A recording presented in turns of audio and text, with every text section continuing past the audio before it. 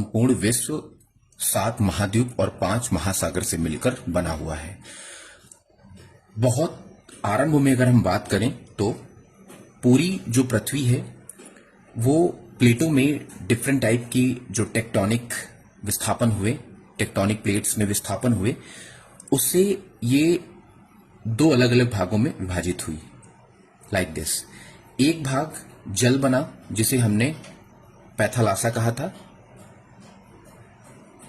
और ये 2 भाग जो है अलग अलग हो गए जिसको हमने पेंजिया कहा था, जिसमें कि ये उत्तरी पेंजिया, इधर उत्तर, इधर दक्षिण, इधर पूरब, इधर पश्चिम। तो ये उत्तरी पेंजिया, ये दक्षिणी पेंजिया। उत्तरी पेंजिया जो स्थल भाग था उसे हमने अंगारा लैंड कहा, और दक्षिणी पेंजिया जिसे जो दक्षिण भाग था उसे हमने गोंडवाना लैंड कहा। उत्तरी अमेरिका अंगारा लैंड का भाग है, उत्तरी अमेरिका अंगारा लैंड का भाग है। तो यह प्रश्न पूछ लिया जाता है कि उत्तरी अमेरिका किस में आता है, तो अंगारा लैंड में आता है। उत्तरी अमेरिका अंगारा लैंड का भाग है। इसके बाद अगर हम बात करें कि उत्तरी अमेरिका में हमको क्या पढ़ना है, तो कुल 29 देश हैं यहाँ पे दोस्तों, 29 देश। लेकिन सभी के बारे में अध्ययन नहीं करना है, कुछ प्रमुख देश हैं जहां से प्रश्न बार बार पूछे जाते हैं, तो उनको हम लोग एक एक करके अध्ययन करेंगे। उत्तरी अमेरिका के अगर हम इधर पूर्वी भाग में देखें तो अटलांटिक महासागर है, और ये उत्तरी अटलांटिक महासागर है। वहीं अगर हम बात करें इसके पश्चिम में बात करें, ये पूरब साइड और ये पश्चिम साइड, तो पश्चिमी भाग में अगर हम बात करें तो प्रशांत महासागर देखने को मिलता है। ठीक है, तो ये इधर प्रशांत महासागर, इधर अटलांटिक महासागर। तो चलिए इसको मैप में अच्छे से पहले समझ लेते हैं, फिर हम इससे जुड़े हुए सारे प्रश्नों को 1 बाय 1 कवर करेंगे। मैप में हम लोग देखते हैं कि उत्तरी अमेरिका का जो मानचित्र है कुछ इस प्रकार से देखने को मिलता है। इस मैप में अगर हम बात करें तो देखिए ये कनाडा आपका, ठीक है, यहां पर आपका ये यूएसए, और इसके बाद मैक्सिको, ये अलास्का, यहां से इसकी सीमा रेखा है अलास्का। अलास्का में यूएसए का राजनीतिक अधिकार है। भौगोलिक रूप से अगर देखें तो कनाडा का भाग दिख रहा है वो, लेकिन वहां पर जो अधिकार है वो यूएसए का है। यूएसए मध्य भाग जो है ये यूएसए में आता है, यूनाइटेड स्टेट ऑफ अमेरिका, जिसको हम सम्मिलित रूप से अमेरिका भी कह देते हैं कभी कभी, लेकिन वो यूनाइटेड स्टेट ऑफ अमेरिका है। इसके बाद आता है मैक्सिको, ये आपको दिख रहा है, यहां पर ये कैलिफोर्निया की खाड़ी, ये पेनिनसुला दिख रहा है निकला हुआ, और यहां से लेकर जब हम इस खाड़ी, ये जो मैक्सिको की खाड़ी है, यहां मिलाते हैं तो ये मैक्सिको देखने को मिलता है। इसके बाद आगे देखिए कुछ छोटे छोटे देश यहां देखने को मिलते हैं। ये देखिए पहला देश जिसे हम ग्वाटेमाला, ये पहला देश हमारा है ग्वाटेमाला, इसकी भी राजधानी ग्वाटेमाला ही है। इसके बाद आता है देखिए ये 2 छोटे छोटे देश, ये एक हमारा उत्तरी भाग में और एक दक्षिणी भाग में, एल सल्वाडोर, दक्षिणी भाग में एल सल्वाडोर, और इधर ऊपर आपको बेलीज देखने को मिलता है, बेलीज। इसके बाद एक और छोटा देश देखने को मिलता है जिसे हमने निकारागुआ नाम दिया है, ये निकारागुआ है, और इसकी राजधानी मानागुआ। आप मैप में अपने देखते रहिएगा, आप अपना मैप उठा के देखिएगा, उसमें आप अध्ययन करते रहेंगे एक एक करके, तो आपके सारे डाउट्स क्लियर हो जाएंगे, कुछ भी प्रश्न आपके छूटेंगे नहीं। आप मैप में अपना मैच करते रहिएगा, और मैप के माध्यम से ही पढ़िए। मानचित्र आप अच्छे से अध्ययन करेंगे तो ज्योग्राफी आपको कभी रटनी नहीं पड़ेगी, कभी आपको निराश नहीं होना पड़ेगा, क्योंकि एक प्रश्न से हजारों प्रश्न क्लियर हो जाते हैं जब आप मानचित्र की मदद से अध्ययन करते हैं। निकारागुआ की राजधानी मानागुआ। इसके बाद एक और देश है जिसको हम कोस्टारिका नाम दिया गया है, कोस्टारिका ये देश है, यहाँ पे छोटा सा देश है कोस्टारिका, जिसकी राजधानी सेंट जोन्स है, कोस्टारिका सेंट जोन्स। इसके बाद एक और देश है पनामा। पनामा नहर भी आपने सुना होगा, वो इसी देश में है पनामा, और इसी पनामा से, पनामा नहर के द्वारा जो है ये जुड़ जाता है दक्षिणी अमेरिका, यहां से आरंभ हो जाता है दक्षिणी अमेरिका। तो ये हम पढ़ रहे थे। इसके बाद एक द्वीप, ये देखिए सबसे बड़ा द्वीप, दुनिया का सबसे बड़ा द्वीप ग्रीनलैंड है, ग्रीनलैंड, जिसकी राजधानी नूक है। ग्रीनलैंड में अगर हम राजनीतिक अधिकार की बात करें तो ये वैसे यूरोपियन कंट्री है जिसका राजनीतिक अधिकार यहां पे है डेनमार्क।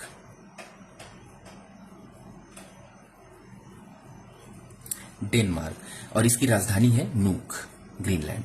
ग्रीनलैंड जो है वो अगर हम बात करें मुख्य रूप से जो बैफिन की खाड़ी या बैफिन है, यहां से एक जल संधि अलग करती है इसको, डेविस जल संधि, ये प्रश्न पूछा जाता है।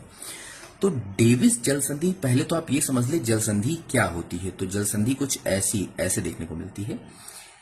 2 वाटर बॉडीज होती हैं, बड़ी वाटर बॉडीज, जिनको बीच में एक छोटा सा सकरा जलमार्ग उसको जोड़ता है।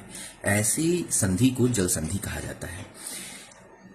दो वाटर बॉडीज को जोड़ने के लिए तो जल संधि होती है, लेकिन दो स्थल भाग को ये अलग करती है। जल संधि दो स्थल भाग को अलग करती हैं, जबकि दो वाटर बॉडीज को जोड़ने का काम करती हैं। तो ये डेविस जल संधि यहाँ पे है।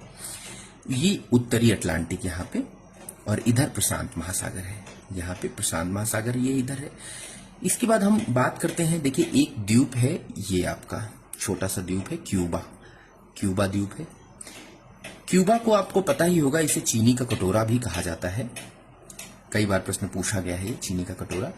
इसके नीचे अगर हम थोड़ा सा दक्षिण भाग की तरफ बढ़ेंगे, थोड़ा स्लाइटली उत्तर दक्षिण, तो एक दो द्वीप यहाँ पर, एक द्वीप है जिसके दो देश हैं छोटे छोटे से।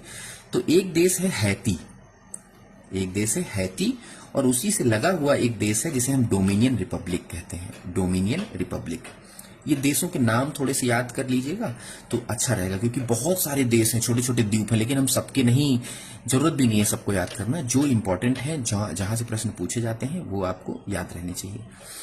एक और द्वीप है इसी के नीचे जाने पर, जब हम बढ़ते हैं आगे, तो प्यूर्टो रिको। प्यूर्टो रिको द्वीप है, ये आपको दिख रहा होगा। और जब हम क्यूबा के नीचे आते हैं दक्षिण में थोड़ा सा, तो नीचे एक द्वीप छोटा सा देखने को मिलता है, वो एक देश है वहां पे, जमैका। जमैका, इससे भी प्रश्न पूछा जाता है। अब जब हम उत्तरी अटलांटिक में एक छोटा सा द्वीप है जिसे हम बरमुडा, ये देखिए ये बरमुडा है।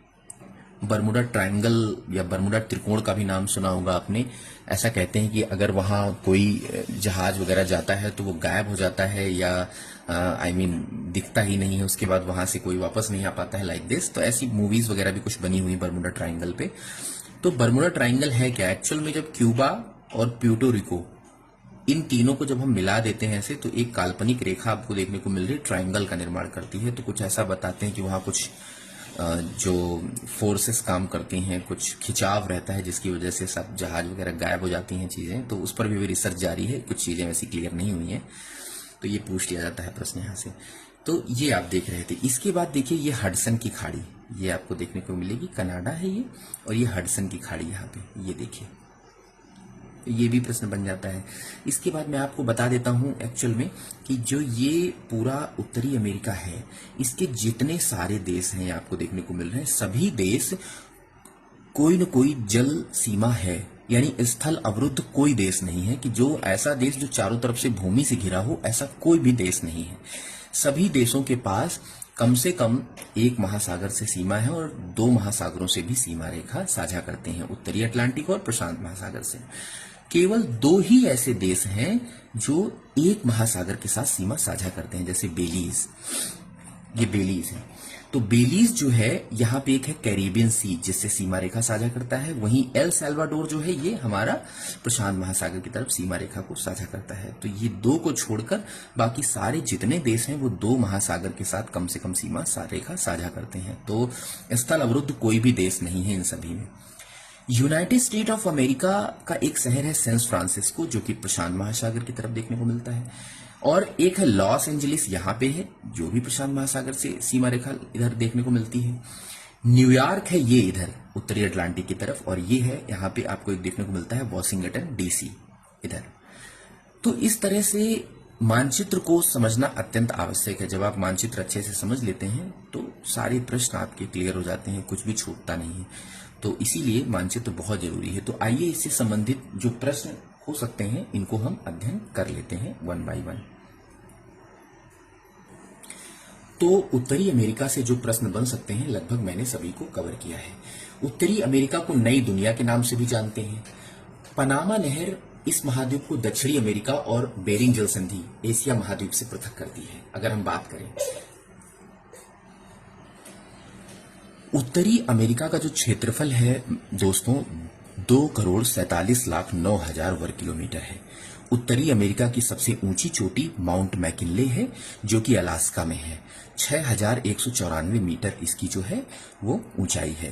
पोपो कैंटपिटल मैक्सिको में स्थित एक ज्वालामुखी है और ये एक ज्वालामुखी पर्वत भी है। जो ज्वालामुखी इसी पर्वत पर है मैक्सिको में ही। ये प्रश्न भी कई बार पूछा गया इसलिए मैंने कहा इसको नोटिफाई कर देते हैं। उत्तरी अमेरिका की जो प्रमुख नदियां हैं ये आप यहां पर देख रहे हैं। सेंट लॉरेंस नदी जिसे उत्तरी अमेरिका की सबसे व्यस्ततम नदी के नाम से जाना जाता है। ऐसे ही मिसिसिपी नदी, मिसिसिपी की एक सहायक नदी है मिसौरी नदी। ये भी प्रश्न पूछ लिया जाता है कि इसकी सहायक नदी कौन सी है, तो मिसौरी नदी इसकी सहायक नदी के नाम से जानी जाती है। और ये जो मिसिसिपी नदी है, ये ग्रेट सुपीरियर झील से निकलती है। ग्रेट सुपीरियर झील मीठे पानी की सबसे बड़ी झील है, जहां से प्रश्न पूछा जाता है ये भी। तो मिसिसिपी नदी को आप थोड़ा सा ध्यान रखिएगा। इसके बाद बात करते हैं जो कोलोराडो नदी है। कोलोराडो एक्चुअल में ये प्रश्न मैं आपको बताऊं, अगर आप यूपीएससी 2016, 2017 या 16, I am doubtful a little, but देख लीजिएगा कि प्रश्न आया है वहां से कि किस पर्वत से निकलती है, निम्नलिखित में से कौन सा नहीं है। वहां ऑप्शन पूछा गया था, तो रॉकी पर्वत से निकलती है। कोलोराडो नदी रॉकी पर्वत से निकलती है और कैलिफोर्निया की खाड़ी में जाकर यहाँ गिरती है जाके। रॉकी पर्वत यूएसए के पास से निकलती है। ग्रैंड कैनेडियन, तो थोड़ा सा ये ध्यान रखिएगा, महाखंड में जाकर गिरती है। इसके बाद आता है कोलंबिया नदी। कोलंबिया नदी भी रॉकी पर्वत से ही निकलती है और पश्चिमी प्रशांत महासागर में जाकर गिरती है। ये नदी आर्थिक दृष्टि से बहुत महत्वपूर्ण है क्योंकि इस पर कई बांध बने हुए हैं। जैसे कोलंबिया नदी पर एक बांध है ग्रैंड कूली बांध, ग्रैंड कूली बांध और बोनीविले बांध। बोनीविले बांध, ये दो बांध पूछे जाते हैं प्रश्न में, तो ये थोड़ा सा ध्यान रखिएगा। ये उत्तरी अमेरिका की सबसे लंबी नदी के रूप में जानी जाती है कोलंबिया नदी। इसके बाद आता है हमारा, ये छोटी छोटी नदियां हैं, जैसे यूकॉन नदी हो गई है ना, फ्रेजर नदी हो गई, ऐसे ये छोटी छोटी नदियां हैं। तो ये फ्रेजर नदी भी रॉकी पर्वत से ही निकलती है, ये फ्रेजर नदी। इसके बाद यूकॉन नदी, ये कोलंबिया में मैकेंजी श्रेणी से निकलती है। जो मैकेंजी मैंने बताया ना कि सबसे ऊंचा पर्वत जो है मैकेंजी, तो वहां से ये निकलती है यूकॉन नदी। मैकेंजी नदी भी वहीं से निकलती है हमारी, ठीक है। कनाडा की जो है सबसे लंबी नदियों में से एक मानी जाती है मैकेंजी नदी। इसके बाद नेल्सन नदी, ठीक है, ये विनिपीग झील से निकलती है और हडसन की खाड़ी में जाकर गिरती है यहाँ पे। तो ये भी प्रश्न आप ध्यान रखिएगा, नेल्सन नदी। इसके बाद हडसन नदी, तो हडसन नदी जो है यूएसए और न्यूयॉर्क के साथ जो है एंडीरॉस पर्वत से निकलती है और अटलांटिक महासागर में जाकर गिर जाती है ये भी। रियो ग्रांडे नदी, इससे भी प्रश्न कभी कभी बन जाता है कि जो है ये कहाँ मुहाना बनाती है, तो मैक्सिको की खाड़ी में ही जाती है। तो ऐसे प्रश्न कई बार पूछ लिए जाते हैं। ऐसे ही ये देखिए अमेरिका, उत्तरी अमेरिका की मिट्टियां जो है, कुछ कई प्रकार की मिट्टियां अलग अलग यहाँ पर मैंने मेंशन किया है। तो ये मिट्टियां भी यहाँ पर पाई जाती हैं, जैसे टुंड्रा मिट्टी है, पॉटजाल मिट्टी है, प्रेयरी मिट्टी है, पेडोकल मिट्टी है, मरुस्थली मिट्टी है। एक नाम याद आ रहा है प्रेयरी। तो उत्तरी अमेरिका में जो घास के मैदान होते हैं दोस्तों, उनको प्रेयरी कहा जाता है। प्रेयरीज भी कहते हैं उनको, क्योंकि वो काफी बड़ी बड़ी और ऊंची ऊंची घास होती है, तो उसको प्रेयरी भी कहा जाता है। वहां से भी प्रश्न पूछा जाता है। ये दो स्थानीय पवने हैं, एक ठंडी और एक गर्म। जैसे चिनूक है वो शुष्क और गर्म है, जो कि बर्फ को भी पिघला देती है। यूएसए और कनाडा में रॉकी पर्वत की श्रेणी में बहने वाली है चिनूक। विलीवाव अलास्का में देखने को मिलती है, तो जो कि ठंडी एक स्थानीय पवन है। तो इसमें कुल देशों का जो अध्ययन है वो 29 देश है और खोज इसकी कोलंबस ने 1992 में किया था। नामकरण अमेरिगो वेसुपुक्की, क्योंकि यही वो नाविक है जो सबसे पहले पहुंचा था। सबसे बड़ा देश अगर हम बात करें क्षेत्रफल के आधार पर तो कनाडा है। नॉर्थ अमेरिका से कर्क रेखा गुजरती है दोस्तों। एक्चुअल में ये एक महाद्वीप है जिससे एक रेखा गुजरती है, जिसे हम कर्क रेखा कहते हैं। अफ्रीका से आपने देखा था तीनों रेखाएं गुजरती हैं, चाहे वो कर्क रेखा हो, मकर रेखा हो या विषुवत रेखा हो, तो वो तीनों गुजरती हैं। तो इस तरह से ये भी एक प्रश्न यहाँ पर बन जाता है। उत्तरी अमेरिका का जो ये भाग मैंने आपको पढ़ाया है, आशा करता हूँ आपको अच्छे से समझ में आया होगा। और अगर आपको वीडियो पसंद आई है तो प्लीज शेयर जरूर करें अपने दोस्तों के साथ, अपने सहयोगियों के साथ, अपने जो घर के लोग हैं जिनको जानकारी, जो नॉलेजेबल वीडियो देखना पसंद करते हैं, वो डेफिनेटली शेयर करते हैं लोग और ज्यादा लोगों तक जानकारी पहुंचती है, तो अच्छा लगता है। आशा करता हूं वीडियो आपको पसंद आया होगा। अपने कमेंट बॉक्स में अपनी राय और अपने विचार जरूर साझा करें, आपके विचारों का स्वागत रहेगा। कुछ अगर कहीं आपको लगता है कि नहीं यहाँ पर ऐसा है, तो वो भी आप लिख सकते हैं। बिल्कुल आपके विचारों का, आपके व्यूज का, आपकी नॉलेज का, you are most welcome. Thank you so much दोस्तों।